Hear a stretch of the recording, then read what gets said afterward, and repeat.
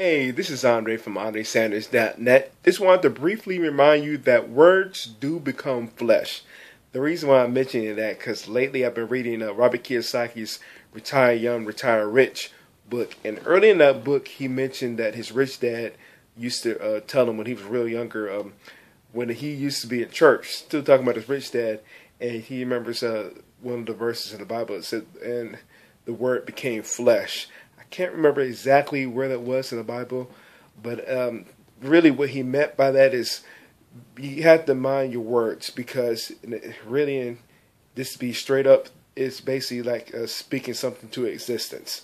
Because let's give a perfect example. If people usually say something as far as like, man, I'm too busy, guess what? You can speak that to existence, and you're always too busy to do something that you really should be doing that's really important. You see what I'm saying? It's no different from saying when some people say, oh, I can't afford that, or I can't do that, or I'll never be rich, or stuff like that. Words do become flesh. And again, like I just said, you can speak that into existence. So you just have to mind what you say to yourself. So the words don't become flesh. But in a sense, they can become flesh if you put, reinforcing the positive side.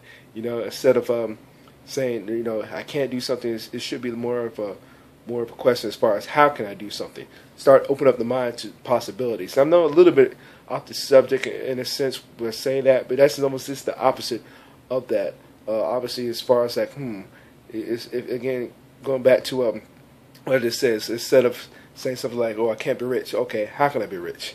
Or, I can't afford that, how can I afford that?